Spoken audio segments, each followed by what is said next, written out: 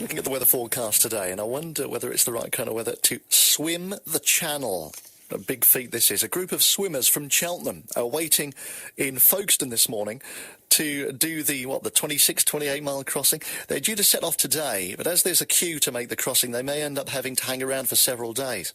And our reporter Amanda Acas met three of the team, Keith Norris, Stu Haile and Matt Fletcher, before they set off. We are looking to swim the English Channel for three very valuable charities. That is pancreatic cancer, Cobalt, and Winston's Wish, which is a children's charity for bereaved children. Most of us have had a swimming background. Keith's worked in the swimming industry quite a lot, but was never a club swimmer as far as I'm aware with you, Keith. But most of us were club swimmers in the past, and we're all trying to make a bit of a comeback for a good cause. So what kind of training have you been doing?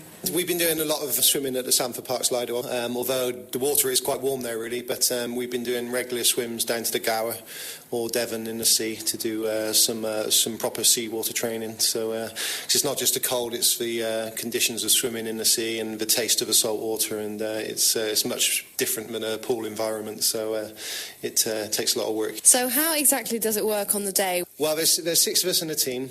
Each person swims for an hour each, and then after the hour, the next person dives off the boat, takes over, and keeps on swimming. And then all six swimmers do the hour swim, and then obviously you won't get across in 6 hours. Then we start again until we get to the other side. So how long are you expecting it to take altogether? It should take, we're aiming between 8 to 10 hours, but hopefully around that point, depending on the tide and the resistance and the ferries that we might have to avoid. The swimmers who aren't swimming and the rest of the crew will be on the fishing boat when they're not swimming, and we've got a captain, a fully trained fishing boat captain who's on radios and in contact with all the ships, as you say, in the busiest shipping lane in the world. Like I say, myself and Big Rich done it 23 years ago, and we did come quite close, but not dangerously close, and you get all the wake from the back of these massive propellers, which causes huge big waves, which is always a bit of fun. What kind of conditions do you need to have to be able to make the crossing? Hopefully really pleasant ones. The channel this morning isn't particularly good, but the weather's looking to improve for the weekend. I mean, the conditions that we could be faced with it could be a lovely sunny day, which we're all really looking forward to, very calm, mill pond sort of scenario, or we could be swimming in the night time with some big waves. So I'm sure the pilots of the fishing boat won't let us go unless they think the conditions are achievable and the tides are correct, but it's down to them. But the conditions can vary quite extensively. Must be pretty tough doing it by night. What extra challenges does that bring? I mean, we've done a couple of night swims, certainly at the Lido, just to try and simulate that, really. But it's quite claustrophobic. It does take a bit of getting used to. Again, you've got the added variable of the sea. You've got the mind games that the sea can play with you. You don't know what's down there. And you're jumping off a perfectly good fishing boat into a black, deep, dark ocean. So finally, what will you be wearing to do it? This is traumatic. Yeah. Part of the rules of the channel swim is that more of a traditional thing more than anything else is that everyone has to wear speedos and swimming trunks. There's no wetsuits or like the Olympic swimmers use these days, a lot of sort of all body suits. We're not allowed to wear those. It's literally speedos, swimming hat and goggles and goose fat, and just to keep off any stings or chafing from the salt water.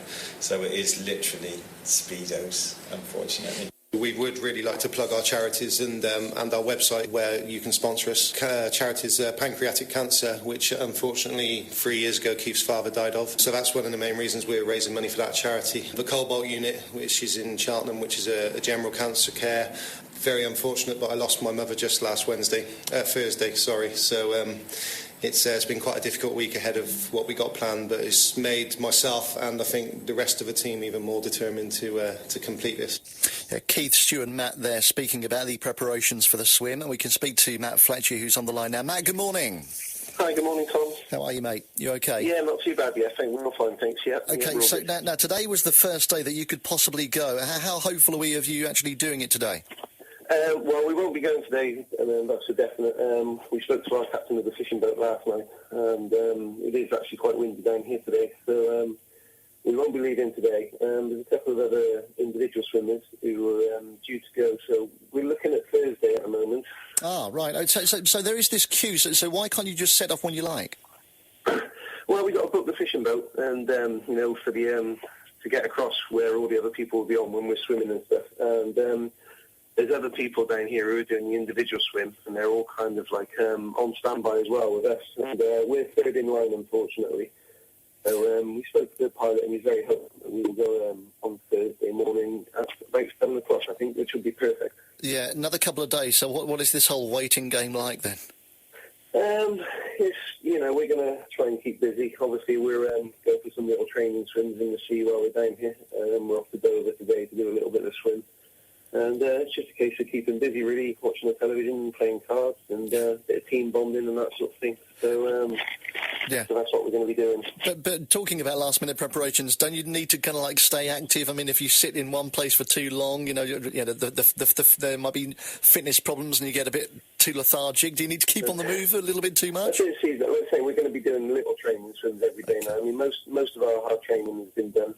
We just sort of need to rest up a little bit after the event, but we will be keeping loose by just doing certain swims in the sea and keep acclimatised to the cold water. Yeah. Okay, and Thursday, so have you got roughly a rough time? Is it going to be early morning? It's going to be around about 7 a.m, we're thinking. Okay, so, we'll bear you in mind.